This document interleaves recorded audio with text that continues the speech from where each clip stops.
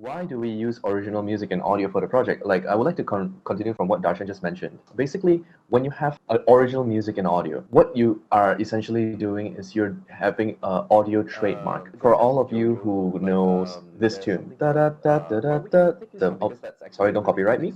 The next thing, maybe you want to know like da da dun dun da da dun dun da da dun dun da da da. When you hear that tone, you kind of imagine, you already know what it belongs to.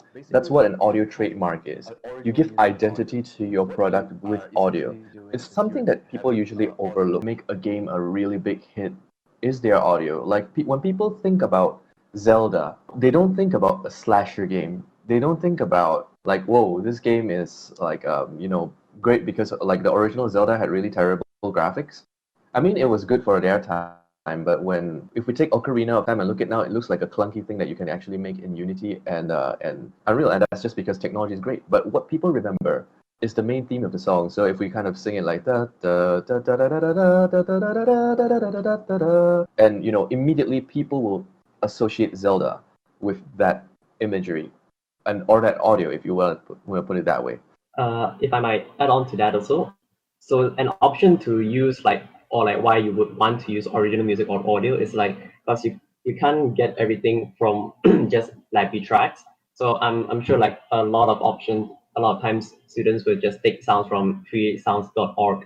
So sometimes you may find the best fit, but most of the times you kind of need to find out how to squeeze the sound into your game as well, unless you build the animation around that sound or like the whole context of it. Then I would add to that point on that is why it's important to start early and to work together. So that is why it's important to start considering sound like early into development also. A good example I'll use is Supergiant games. So like games like Bastion, Transistor, and Hades, they do games very well because they start sound like way early in development. Agreed, and like that's more in towards the game side of things. But in for film, here's something that like you guys might have realized when you guys are doing cutscenes and all that. There are certain moments in a film or a cutscene or a short snippet of whatever you guys are trying to do a trailer. You want to hit a specific target in the video. So I'll give you an example. Like imagine this guy, he's running towards you, and then he's jumping and he lifts his hand with a maybe like an axe or something, and he's got there's suddenly enters into slow motion, and it chops down and it hits the wall. So you want, as he's running, you want a really exciting music, and when he jumps up, you want the music to suddenly stop, get a really low rumbling sound like and then when he slashes down, the music continues. With original music and audio, you can actually tailor your music to fit your project. Yeah, it's to follow on with that, Alba. It gives you like this degree of like flexibility and control, and it does save you time in the long run rather than like trying to find a temp track and then spending ages trying to edit this in Premiere to cut it into that specific slow-mo timing that you want. It gives you like it saves you that time, so you have the freedom to just make the project the best it can be. That's so relatable, man. But yeah, it's always good to get original music, and even if you guys, don't commission music, it's always good to learn a little bit of how you create music. So, like, some of the good DAWs that we might want to recommend to you all is this is just a general free one. It's by BandLab, Cakewalk. That's somewhere you can start creating your own original music, or if you want to commission music, just collab with a musician just to create your own audio assets. That probably makes it easier. So, like, moving on. If that you guys have anything to add about this? What is the DAW? Oh, so a digital audio workstation, DAW for short, is a software where we create music. You guys could Google this up. So it's basically, there are multiple softwares like Cubase, Logic, Pro Tools, Reason, Presonus, GarageBand, or even like Fruity Loops, Ableton. You can just Google that up. It's called DAW, Digital Audio Workstation. You plug in your instruments and you just key in your notes, and you can create music and audio. You can record stuff in there too. I'll add on to that on like how I used Audacity when I was still working on my FYP just to like edit the sounds. Like it wasn't the greatest thing to use, but it got the job done at the time. Yeah, you'll find that a lot of these it varies, greatly in scope and price. So like, Logic and Pro Tools are like the priced ones. But it's totally valid to get started with something like Cakewalk or Audacity just to get your foot in the water and get a feel for how it will fit into your project. And it gives you just a better understanding of when you work with a collaborator for the sound and music and what their job is as well. But yeah, we'll move on to the next FAQ. Like, what is the workflow like for working with original music compared to picking out of library sounds? Hmm. This is something that's very interesting.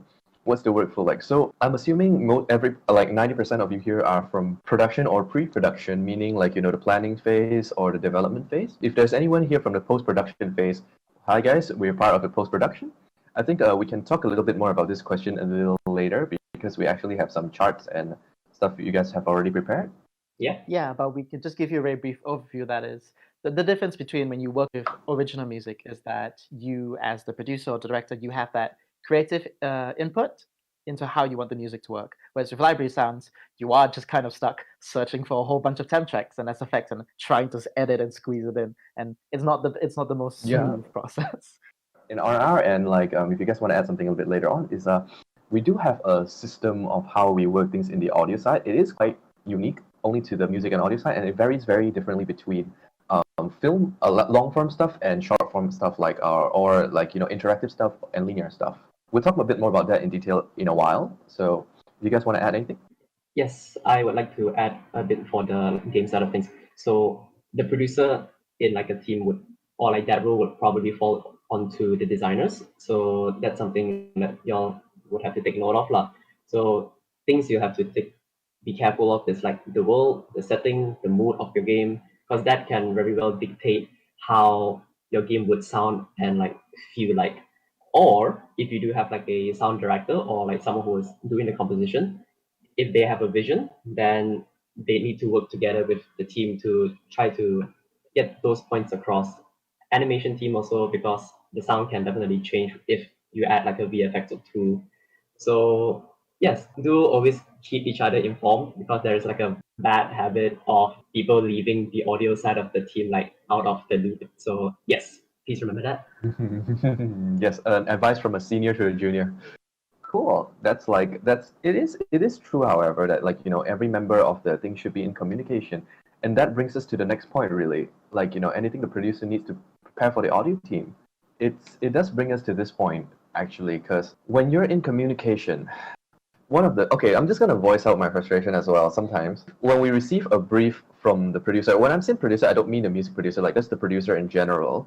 Sometimes this is from experience. So they come at us with the whole product itself. It doesn't matter if it's a game or film, and they don't know what they want. When I say they don't know what they want, now I'm not gonna give any names because I respect my peers very much, but I would like just to say this is a pet peeve of ours, is that we would always like you all to tell us, okay, you're making an action game, like you want more EDM approach, you want some rock music, do you want some guitars in there, you want to make it heavy, or do you want to make it laid back, do you want to make it cyberpunk? So we kind of know that even if you guys don't really know audio terms or you don't know music terms, like just giving us like even a general idea, or like giving us a track that already exists that sounds similar to what you guys want, that would be really helpful. Because we don't want to go like we do the music over and over again for like 20 rounds, and in the end like it doesn't hit your point. And like there was this incident where I actually did 20 iterations, and the producer actually wanted the first one instead. So it's really strange. Yeah, I think you guys might have similar experiences too.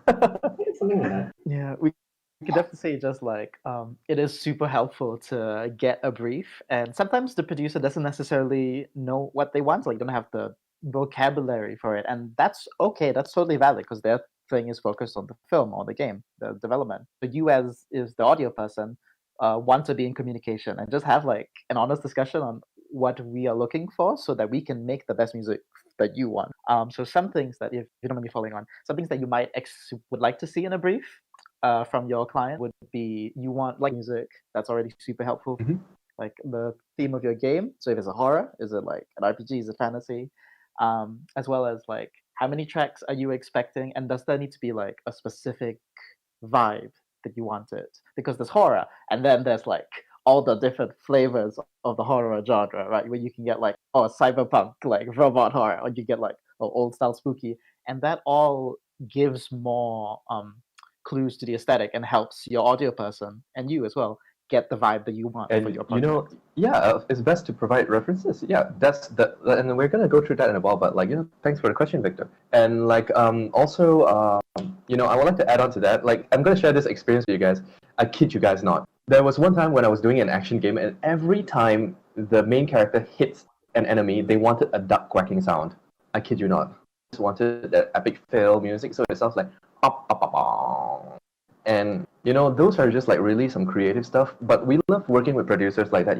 When you guys know what you want, we can give you exactly what you want. I think that's like one of the things we might want to actually just mention to you guys. So yeah, definitely, if you have a detailed description, which we're going to show you guys how to prepare the asset sheet in a while, that would be great. Something to add on to that, that's a part of how middlewares can kind of make everybody's lives a lot more easier and like efficient. A link that I shared on the chat was Celeste Resurrections. So that is the soundtrack that plays on that stage of the game. So the point of the track, it kind of evolves along as your character goes through like different stages of that scene. So yeah, that's cool. Maybe we can get into middlewares like a little later. Mhm. Definitely. I love the chat box. Everyone's just like super interactive, so that is lovely. So yeah, like there's a load of things we can go together, but like bottom line is we love to be in communication with the producers, with the directors, with everyone in the team. Basically, the more open the communication, the better, the more lovely everything is.